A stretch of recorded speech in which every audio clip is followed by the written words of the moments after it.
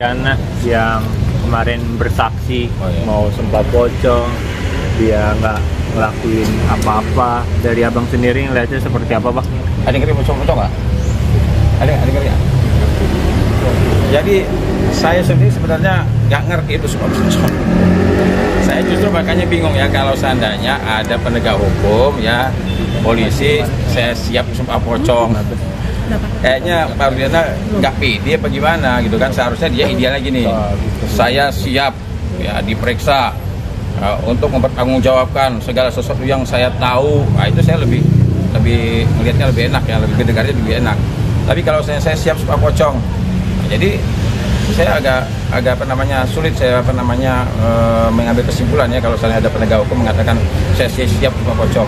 Tapi memang saya sudah memberikan apresiasi lah kepada Pak Rudiana ya. Dengan dia sekarang kan keluar, wajah juga udah mulai agak fresh ya, udah mulai bisa ada ketawa. Nah, saya memberikan apresiasi Pak Rudiana dengan muncul ke media, sudah berani muncul dengan waktu yang lama ya. Nah, terus juga ada kalimat yang saya sangat suka sama Pak Rudiana. Dia katanya bersedia juga kalau demi kebenaran makamnya mau dibongkar, demi penyidikan ya nanti disesuaikan atau ya kelihatannya dia mau ikut ya. Nah, dan dia juga mengatakan bahwa yang meninggal itu benar-benar anaknya Eki ya. Saya intinya gini, kemunculan Pak Rudiana saya kasih jempol 2. Oke, mantap. Tapi untuk ada yang mau melaporkan KD sama Dede gimana, Bang? Katanya sih. Siapa? Si Rudiana. Ya kalau menurut saya begini loh, ya kalau seandainya gini, kan tadi saya bilang keadilan bagi seluruh rakyat Indonesia kan. Nah, itu akan ada juga di sila 5, cuman itu ada keadilan sosial bagi seluruh rakyat Indonesia. Tapi intinya keadilan itu bagi seluruh rakyat Indonesia. Nah, kalau seandainya apa yang dilakukan oleh Kang Deddy ya, dia melakukan investigasi lah atau wawancara dan sebagainya. Kalau menurut saya, Kang Deddy juga punya kewajiban juga menegakkan keadilan dengan caranya. Nah, kalau seandainya dia sebagai politisi ya dengan caranya, mungkin dia menjumpai saksi, wawancara dan sebagainya.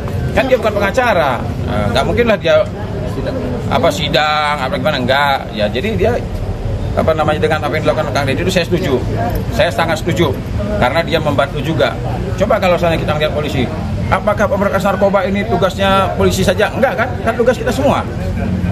Keamanannya tugas polisi, enggak, tugas kita semua. Nah, artinya jangan ketika Kang Deddy berbuat seperti itu dipertanyakan, apa itu Kang Deddy? Nah, ya kalau menurut saya yang mempertanyakan justru saya pertanyakan, ngapain mempertanyakan kerja Kang Deddy? Orang sudah jelas dia pengen mengungkapkan kebenaran kok, dan keadilan itu milik seluruh Indonesia. Kami sebagai advokat bergerak dengan bidang kami. Kang Deddy politisi atau mau dia calon gubernur, nggak ada masalah. Kalau mau ngelaporin, saya justru mempertanyakan mau ngelaporin apaan. Ya, ini kan karena ya biasalah kita kan satu guru satu ilmu, tahu lah ibaratnya bagaimana cara ngeluarin jurus itu kita sudah tahu lah. Bang melihat Ibtu Rudiana juga bilang kalau dia nggak pernah ngarahin siapa-siapa untuk bikin keterangan palsu, Bang. Ya nanti lihat pembuktian aja lah. Saya tidak bisa menyimpulkan, kita lihat aja pembuktiannya ya. Cuma ada kalimat Pak Rudiana yang sangat saya sayangkan. Dia mengatakan begini, ya saya ini orang tua, kata dia kan, punya hak mempertahankan hidup, kata dia kan, anak saya. Ya sekarang begini loh, Eki itu kan sudah meninggal kan, hak mempertahankan hidup mana lagi yang mau diinikan? Kecuali kalau seandainya Eki dalam kondisi hidup dia diserang orang, ya dia punya hak mempertahankan hidup. Nah, yang saya ingin mempertegas itu, harusnya Pak Rudiana kalau dia kan seorang polisi, tahu ketika ada peristiwa dugaan pembunuhan atau dugaan tindak pidana lainnya, kan ada polisi, lapor polisi aja biar nanti dilakukan penyelidikan dan penyidikan. Nah, kalau semua orang ini merasa bahwa wah anak saya meninggal nih, saya punya hak ini, nanti gunanya polisi buat apaan? Semua orang jadi polisi sendiri nanti, melakukan penyelidikan sendiri, penangkapan sendiri, ya repot. Negara kita ada aturan nih, Bos. Bang, melihat hari ini juga kan masih berlangsung PK Saka Tatal ya, Bang. Ya. Melihat PK Saka Tatal ini yang masih kekeh kalau ini adalah kecelakaan, tapi di sisi yang lain ada Ibtu Rudiana yang masih yakin anaknya dibunuh nih, Bang.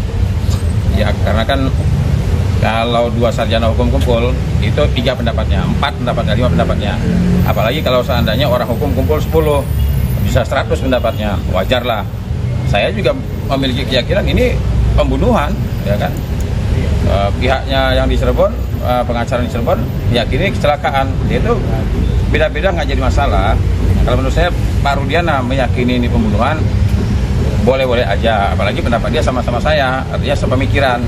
Nah, cuman yang saya tidak sepemikirannya, kenapa Pak Rudiana kalau punya kecurigaan bahwa ini pembunuhan, kenapa dia tidak melaporkan secara resmi ke polisian? Biar nanti pihak kepolisian lah yang melakukan penyelidikannya secara sah, ada surat tugasnya, ada surat perintahnya, agar apa? Agar objektif, jujur, transparan, jadi tidak timbul permasalahan seperti ini. Komentar dong masalah, siapa yang tahu Pak Pocong? Halo. Oke.